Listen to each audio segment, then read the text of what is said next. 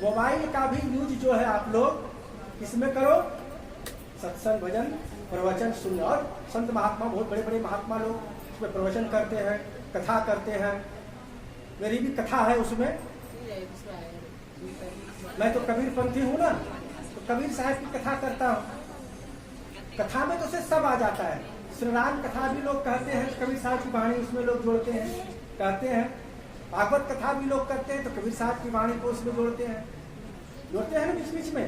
उसी तरह से मैं कबीर साहब की कथा करता हूँ, श्रीमद सदगुरु कबीर भागवत कथा। तो उसमें सभी संतों की वाणियों को बोला जाता है। तो भागवत कथा, कबीर भागवत कथा, अर्थात कबीर साहब के जीवन चरित्र पर आधारित कथा जो है वो कबीर भागवत कथा मैं करता हूँ।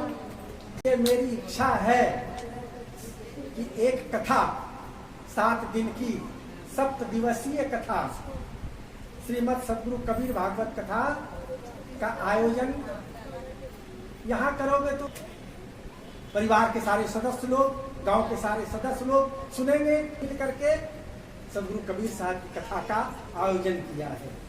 पैसा तो ऐसे आते जाते रहता है, जितना फालतू का खर्चा इधर उधर कर देते हो, उन पैसों को यदि इस सदकर्मों में लगा दो, भागवत कथा करने में, कीर्तन करने में, मंदिर बनाने में, कुआं खुदवाने में, स्कूल बनाने में, गरीब बाल बच्चों को पढ़ाने लिखाने में, वो कमाई तुम्हारा सार्थक होगी, वो धन तुम्हारा शुद्ध होगा। धन की शुद्धि दान में होता है, धन की शुद्धि शुभ कर्म करने में होता है। सप्ताह तक सुनाऊंगा, 1 सप्ताह तक सुनाऊंगा, सोया हुआ व्यक्ति भी कुछ ना कुछ तो जरूर जग जाए।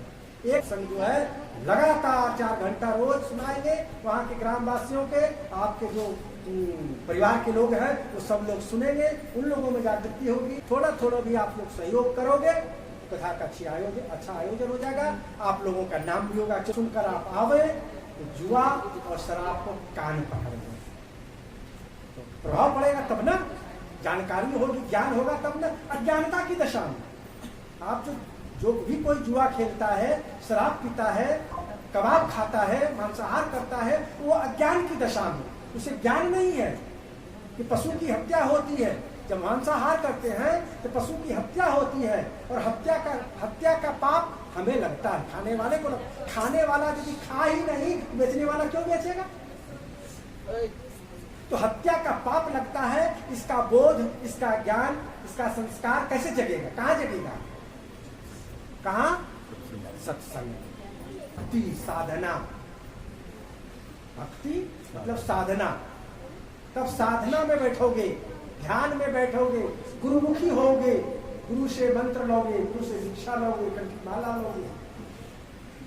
फिर एकांत में बैठ करके रोज का रोज ध्यान करोगे, तब परमात्मा से तुम्हारी सुरती जुड़ेगी और परमात्मा का दर्शन होगा तो मन आह्लादित हो जाएगा, गदगद हो जाएगा।